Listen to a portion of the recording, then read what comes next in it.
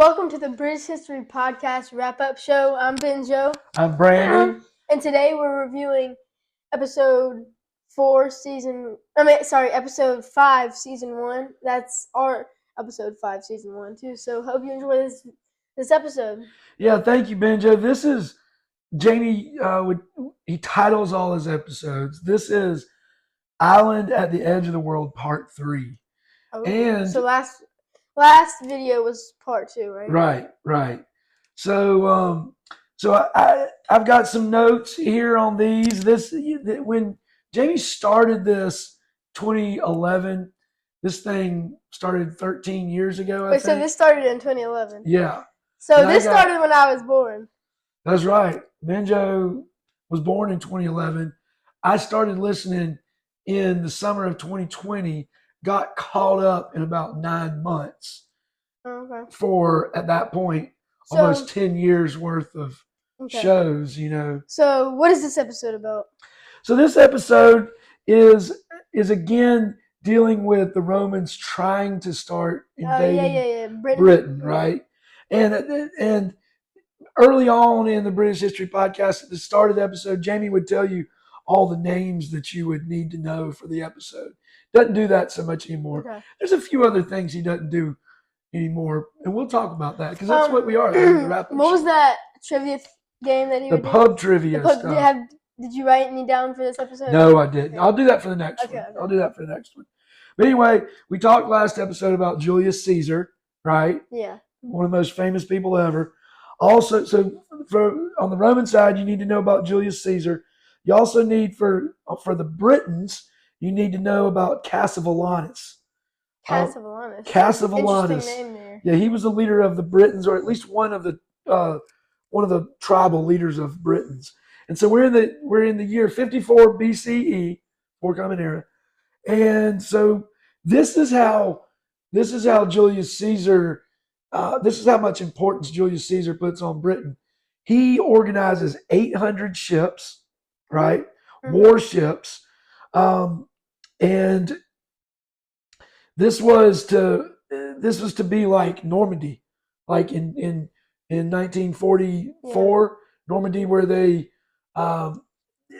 came across from France to Britain, or excuse me, from Britain to France in World War II. It's supposed to be like the opposite.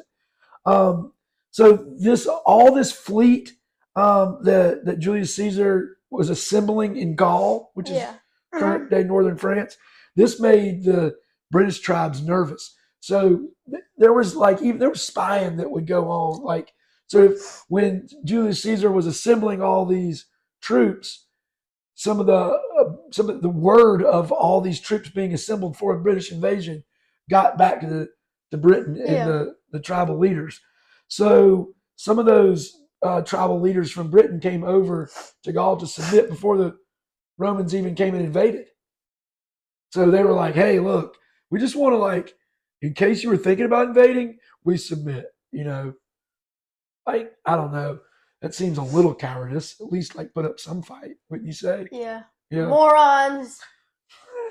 All right. So in addition, and I think this is all in the same. So we talked about 800 ships, but on those 800 ships, Julius Caesar was planning to bring 5 of 8 legions. Do you remember how many people I told you were in a legion? 70. 5,000.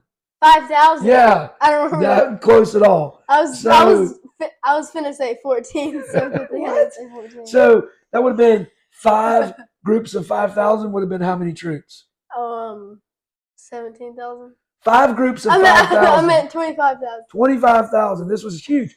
Again, this is what Julius Caesar thought about Britain and the importance that it had, because folks from Britain were disrupting stuff going on in Gaul, disrupting their rule in Gaul, and when tribal leaders in Gaul would get in trouble with the Romans, they would flee to Britain. So this is the importance he put on there. So July 6th, we have a date. We have a BCE date. July 60? July 6th. 6th, okay. 54 BCE. Julius Caesar and his team set sail. And we talked about where they invaded, 55 BC, the year before. They landed at the same place. Forces were not opposed. Um, they probably saw all that, all the gear and the warships and the landing gear. So Cassivelaunus and the Britons probably decided strategically to organize and defend inland and not attack on the shore, right?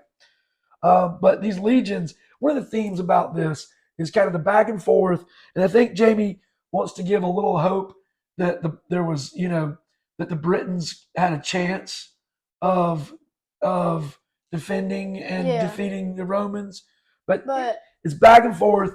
The Romans, just the theme of everything is the Romans were better organized, powerful, more disciplined. They were educated. They were builders. They were fighters. They were fighters and engineers. So they were builders. So the legions got to work building defenses. They moved quickly inland. The Britons retreated. The Romans just made a slow, shield-supported advance, right? And it was just slow and methodical. So is that like the shield wall thing? Kinda like, not like you get in the early Middle Ages, I don't think. But kinda, and you learned that from what? The Last Kingdom. Being alive. The shield wall. The Last Kingdom and Seven Kings. 7 Kings Must Die is part of the Last Kingdom universe. Did I just say universe? That's what you usually say with like Marvel and DC, right? I don't know. I got a little aggressive there. So anyway, the Britons saw this slow advance. Like, the Britons could shoot 1 or 2 Romans and kill them with an arrow or a javelin or something, right? But it didn't stop their advance. They were just so slow and methodical and disciplined. They would just they would move a new guy into where the old guy died. So I guess they had a lot of soldiers. I told you. Well, I know. I'm just saying, so not all 25,000 were at work. Some of them were like backups. Right. Right. If we're talking sports or something, they're backups. That's right. They weren't all front line. Yeah, but how many people are on the field during battle and not? I don't know. That's a good question. And it wasn't all just you get there, it's a head-to-head battle. It's like skirmishes, it's setting up, it's going out and rooting out resistance, So the Britons had retreated from their hill fort and hid when they saw this Roman advance. But then a storm came. And that's another big theme is storms, while people are trying to advance. That's going to mess you up. Yeah, it is. Storms are going to mess you up. So storms came within 24 hours of the Romans landing, and it damaged Roman ships, right? Yeah. And so Julius Caesar had to go back to camp, secure the boats so they didn't get trapped again like they did the year before. Yeah. Right? And Julius Caesar requested more reinforcements from the continent at this point, including the cavalry. And so at the same time, Romans are still constructing, and they'd been there, they're 10 days, and their construction had essentially complete whatever quick defenses they needed to build. But this 10-day delay, again, the theme is kind of, hey, maybe the Britons have a chance, but Jamie goes into, this gave the Britons time to organize this time with all behind Cassivelaunus as their leader.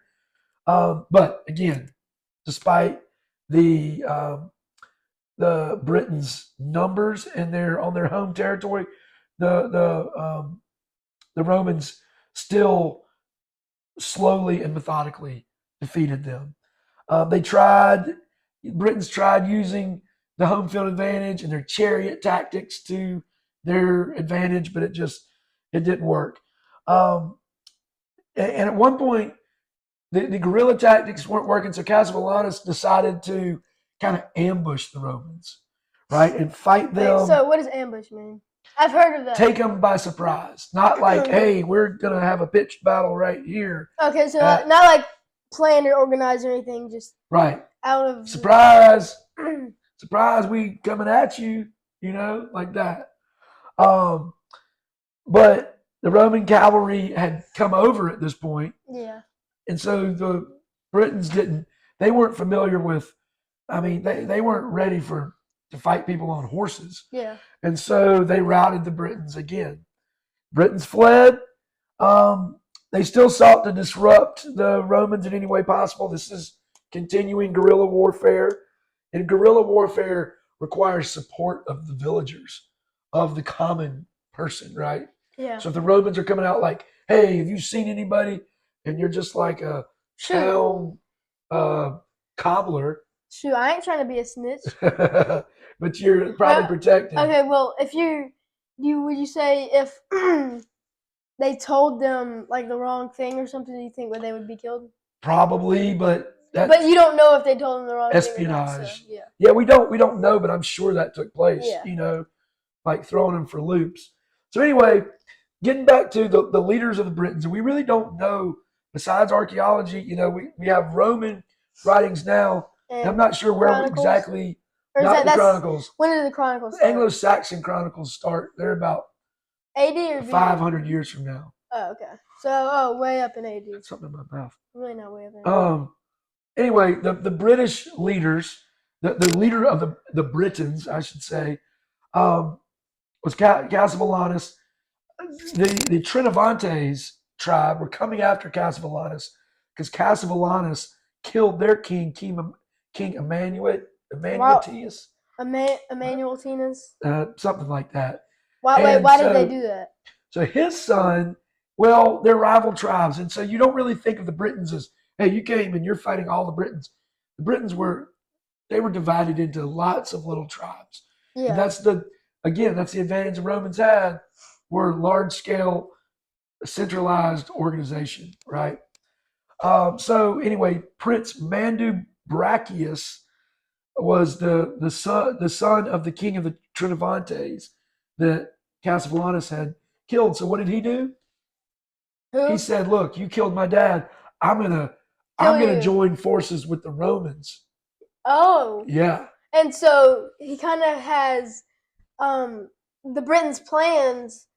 He knows what the Britons. Well, he's saying, "Look, if the Romans are going to come take us out, if Cassivellaunus, my tribal rival, I'm going to side with the Romans, and at least I'll have the Roman protection." But he's also bringing British like secrets and plans. To maybe some, maybe not a lot, but he knows some stuff, right? Of how the locals operate in Britain. That's a good point. Yeah.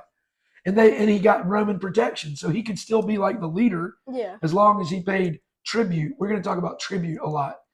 Tribute is like a tax, or essentially tax, a payment when a conquering army conquers a land. The conquered people pay them tribute to defend them against anybody besides them. Mm-hmm. So anyway, Julius Caesar, we talked about the 5,000 legions the 5 legions that he brought, the 5,000 people each. But that was 5 of the 8. He left 3 legions on the continent. So he left 1,500 people on the continent because he was concerned about protecting his domain, his territory in Gaul also. So Julius Caesar was quickly making deals with the Trinovantes and other tribal groups because he had to get back and defend his territory on the continent. Yeah. So he's like, yeah. And so one of those tribes gave away Cassivellaunus's location to the Romans. Oh, no. Right? And so Cassivellaunus knew they were coming. He ordered an attack on the Roman camp. I've got Kentish kings down here. I'm not sure if he was ordering the Kentish kings to attack or he was ordering an attack on the Kentish kings. But in any event, the Britons were routed, and the Romans captured the British headquarters. Oh shoot! Yeah, and this is the point where Julius Caesar could have wiped out any at least general close to the shore opposition in Britain, but he didn't. He's nice. No, I don't think it had anything to do with him being nice. I think it was strategic. He didn't want to enrage the Britons that would have gone inland and gotten more support from Wales and the Midlands and the North, and Scotland and East Anglia and all that. And he also had to get back and deal with what was going on the continent. But a little nice too. Well, I don't know that it was nice. It didn't. I doubt it had anything to do with being nice. But what he did do was he used Commius, a guy named Commius, right? Did you tell me about him? I don't think I did. In previous episodes? I don't think I did. But Commius was the leader of the Atrebates, and it comes. And I did a little Wikipedia search in conjunction with what Jamie gives us, right? But Commius was a leader of the Atrebates, and they were a Belgic tribe from Belgium, right? Belgium, okay. Right. So anyway, Julius Caesar pulls out, and Commius was negotiating with these tribes on behalf of Julius Caesar. So he was from the continent. He was going over to Britain to negotiate, and he forced Cassivellaunus and the Britons to pay tribute, although there's no record of any tribute actually being paid. We think, Jamie kind of sets it up as if, we'll pay you tribute. And the Romans are like, look, we're leaving right now. They're like, we're going to pay you tribute. And then they just leave without actually getting their tribute. So anyway, Commius was negotiating for the Romans, on behalf of the Romans, but for some reason, Commius fell out of favor with Rome, and the Romans even tried to assassinate him. Oh, okay. Right? And so he fled to Britain, and as an Atrebate, question I'm not quite sure. But wait, Jamie, I'm confused why the Romans tried to kill. Jamie doesn't go in and explain. We just know that Commius eventually fell out of favor with the Romans. So what does fell out? Just stopped being friends with them? Right, in some form or fashion. And so he fled to Britain, and I guess brought the Atrebates to Britain with him. So now the Britons kind of have a Roman insider, and the Romans have a British. That's kind of true. That's kind of true. But they both, as I understand it, live in Britain. Oh, okay. Yeah. Right? And so at this point, Rome pulls out. The Britons get more insular, meaning that they trade less with the continent at first because they're a little worried about the invasion force they've seen, right? And Commius is in Britain. The ironic thing is Commius's sons eventually become the biggest collaborators with the Romans. Okay, who are his sons? We'll talk about that later. So we're going to wrap this wrap-up show up. Left you on a little cliffhanger. Yeah, Benjo, good to see you. Good to see you. This has been the British History Podcast wrap-up show. I'm Brandon. I'm Benjo, and hope you enjoyed this episode. Yeah, till next time. Don't believe